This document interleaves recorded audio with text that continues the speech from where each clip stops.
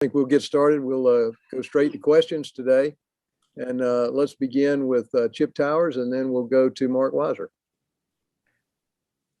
Yeah, good afternoon, Kirby. I meant to ask you this about yesterday, but Coach Richt's going to be honored at halftime of the game Saturday. I know you guys have a better than usual relationship, but could you just talk about him being honored and what, if anything, he meant to you being able to do what you've done here?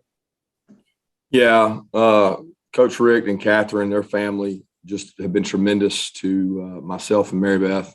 I think, my career was probably similar to his in terms of coming up, being a GA, growing up. We both GA'd kind of under Coach Bowden, and I think he met his wife at that time, met Catherine, and then I kind of went on I went on my career and then bounced back. At the time I was at LSU and Nick went to Miami. I ended up getting hired. Coach Richt gave me an opportunity to coach running backs, which I'd never done. He showed a lot of confidence in me as a coach, and learned a lot from him. Learned a lot about being the right kind of person and how to run an organization the right way. And it's meant a lot to my career. And I was really only with him for 1 year, but always followed him from afar because, he was at my alma mater and respected the job he did. And he certainly made this a really good job from the way he built everything and the things he did the time he was here. And it's always been very fertile in terms of people and players in the state. But he's meant so much to so many. I think when you talk to the players, that I know all the guys that played for him, I've seen so many alumni and players that have just they come back to events and they just rave about their relationship. And you see guys like Terrence Edwards and Ben Watson and these great players that just respect Coach Richt and the things he did for this university. I certainly feel the same way and couldn't be prouder to be honoring him. And he's reached out to me so many times where, he and Catherine have said, hey, we're praying for you and your family. I mean, back when I was at Alabama, then it just meant a lot that he did those things. But I'm glad he's doing it, and I know our fan base will be there to recognize him. Thank you. Kirby, on a more X's and O's or game topic, your thoughts on what Missouri has with their quarterback situation. I guess again, you probably won't know until closer to the game time, or maybe later in the week with Bazelak, and then they have Macon to play the other day. I guess what's the difference with their guys behind Bazelak? Yeah, I think there's a lot more difference in the Tyler Macon kid, the kid that played a little more, an athlete, got a really strong arm, but a good athlete. I mean, would be similar to Anthony Richardson type in terms of athleticism. And they can do some different things. He's got some really tough run game when he plays with a guy like that, because he's got some tough plays to defend. And they've also got Brady Cook, who played a little bit against us last year and has played some this year, who's more like Bazelak. So, we're up in the air as far as we don't know whether, we're preparing for Tyler Macon, whether we're preparing for Cook, or whether Bazelak will be able to play some. So we don't really know. It's probably tougher prep than last week because they were more similar last week as quarterbacks. There is a distinct difference when the Macon kid's in. All right, let's go to Mike Griffith, and then we'll go to Anthony Dasher. Coach, can you update us? Is Amir Speed? Is he at 100%? And how did the quarterbacks look today and yesterday? Quarterbacks have looked great. They've both done a tremendous job. Really pleased with where they're at. Amir has been good. He played in the Florida game. He started on kickoff return. Wanted to use him on some more on special teams and things. Just didn't know how much he'd be able to handle and tolerate. But he felt pretty good. I think he was like at 80, 85%. And he had a great rep on kickoff return that helped spring Kieres for that opening kickoff return. And he's practiced this week, and I don't know if he's 100%, but he's certainly much closer to it. He feels more confident in it. Hey, Coach, let me follow up with the quarterback question.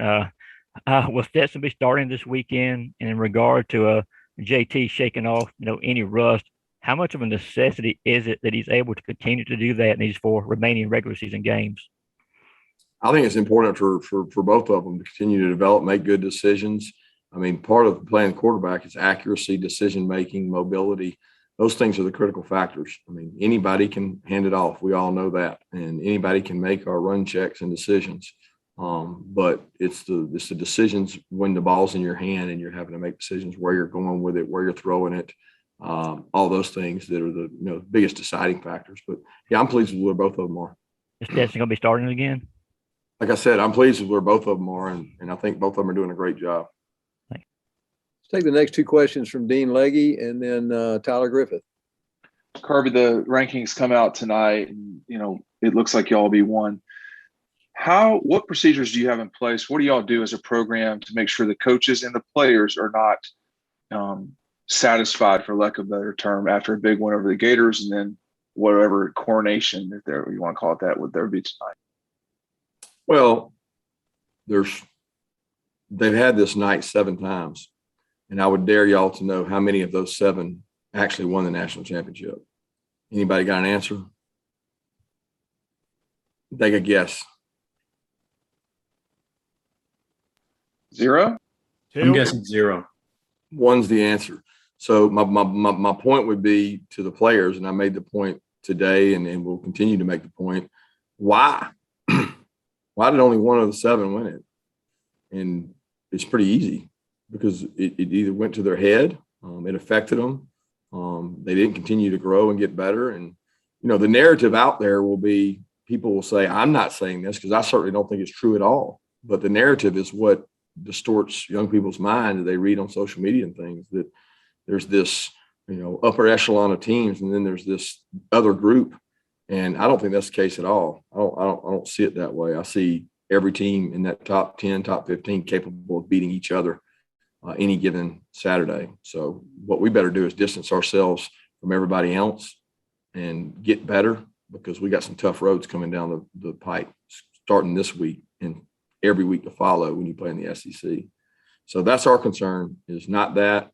We're not worried about that. I told them they could tune in and watch the Braves, but there's no need to watch the other, because that's not what's important. And it's distorted at least 6 other teams' mind enough for them not to make it there.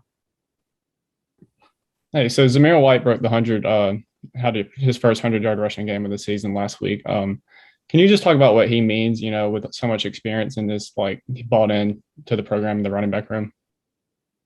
What he's meant to us? Yeah. With sharing carries with other guys and, Yeah, the sharing carries is more for his health than anything else. I don't think a guy can play in the SEC and tote it that many times anymore. I mean, it gets tough. I saw it with Derrick Henry and seen it with other guys. It's hard to do and sustain. So what he's done is incredible in terms of carrying the workload, the leadership, the work ethic. I mean, there's not a day he comes out to practice, he doesn't practice hard. And the best thing about it is he takes care of his body. He does a tremendous job. I see him come across my office outside my window right here, where he's walking back and forth, and I'm texting him, "What are you doing?" "I'm coming to treatment. I'm leaving treatment. I'm getting extra treatment. I'm taking care of my body so I can be effective." And he's just a great leader. Let's take the next two questions from Jake Rowe and then Seth Emerson. Kirby, where do you feel like, I know it's tough to kind of maybe put a number on this, and I don't know that I would ask you to anyway, but in terms of your receiver room and where you were maybe 2-3 weeks ago to where you are now, how much different is it? How much healthier is it? And how close are you maybe to 100% in that room as far as the guys available and the guys who can maybe make an impact for you? Are you asking me to put a number on it? I said I wouldn't ask you to do that. I was just kind of qualitative, not quantitative. I don't know what that means. Put a number on it. I don't like. No, I mean, really, I can go through each guy. I don't understand what you're asking. I'm asking. Are you talking about George? George is not back, right? Right. Yeah. Somebody wrote that Dom was back. Dom's not back. Dom did routes on air for the first time in 3 weeks. He just he ran 16, 17 miles an hour. He's a 20, 21 mile an hour guy. So he's not back. Justin Robinson is not back. And outside of that, those 3, I think we have everybody else trying to approach. I don't think Marcus Rosemy is still not 100%. And he's coming off of an ankle and a significant the break from last year. So he's working his way back, but he's playing. Like if you compare it to Auburn, I think we're 30, 40% better than we were when we played Auburn, because we were really struggling going into that game. But we're not 100% still. I mean, that's just, nobody is. Nobody is at this point. Yeah, that's what I was looking for. Thank you. Kirby, all my questions were taken, but let me just see on Pickens and Blaylock, like what are the chances before the SEC championship they play? I don't know on I really don't know on either one. I think Blaylock will have an opportunity because of what he was able to do yesterday and today. I think he's like headed in the right direction. He's actually taken the brace off. So this is, I think he's 14 months post ACL. So it's like not about the ACL. He's got to get confidence in that knee and confidence through practice. Well, his practice has been hindered by his hamstring. And it's ironic because the brace bothers his hamstring. And he feels like that's part of the reason he pulled. I think it was the last time y'all were there, he pulled. So he's been this big gap. But I think he's got a chance. I don't know on George because, we meet medically periodically with Dr. Andrews, who did the surgery. And Dr. Andrews has been very positive with him. He's done Cybex testing. There's 9 million tests you do to see where you are. And he's at like 85% to 99% to some things. He's actually stronger on the injured leg than the other leg. So he's like come a long way, but there's no timetable yet to say SEC championship or not. We think he may be cleared to practice possibly before then, but we just don't know. I do know he's got a meeting set up with Dr. Andrews here in the near future that he's going to get to go meet with him and his mom, and they get to visit and share things. And he got that at the Auburn game. That's why he went with us, because he got to meet with Dr. Andrews for another update. Okay, let's take the next two, Palmer Toms and then Vance Levy. Kirby, when you get ahead big in a game, what goes into the decision factor? What factors into the decision on when to take the starters out and put some of the second string guys in? And I guess specifically with the quarterbacks this past weekend, what was it that kept JT on the sideline? There was nothing really that kept him. I mean, every game we talk on the headphones. We have a 2-hour meeting in the morning before the game to go through how we plan to play the players, and we don't always decide that until the day of the game. And how to play the players is something that at least every coach I know goes through. And you used to be about red shirts and how many reps guys would get and whether guys would play. And it's really more about situational. Situations decided if a guy gets hurt, who's going in. If this guy goes to right tackle, he goes to left tackle. You go through all those things. We do all those things and we talk about them. And then in the game, there is another discussion of, when is the game out of hand? When is it not? And how are we playing the game? A lot of times if you're playing to run the clock out, then it's not necessarily beneficial for a guy to go in and hand the ball off or do that. And then in other games, you're trying to score. You go back to whatever game it was, Carson Beck, we were throwing the ball, trying to grow him and get him better when we had the pick six. So every game, I think, is different. We make the decision based on what we think is best for the team. Kirby, how were the last 2 days of practice coming off the, highly charged, emotional Florida win, and then looking back to your 1 year as the running backs coach? What did you get most out of that helped as not only being a DC, but then also being the head coach, learning more about the running backs room? Last 2 practices have been great. They've really been good. I mean, there's been no letdown, hangover, or any of that. They practiced really good Monday, and they practiced really good today. There's been a unique buy-in to Tuesday, Wednesdays, wins games. So let's go win it on Tuesday, Wednesday, and very spirited, competitive, physical, good practices. The good news is we've had enough legs between speed getting back and the wideouts feeling like they're closer to 100%. Jermaine and Arian specifically, we've been able to get a few more reps than we had in the past. We had to cut reps way down before.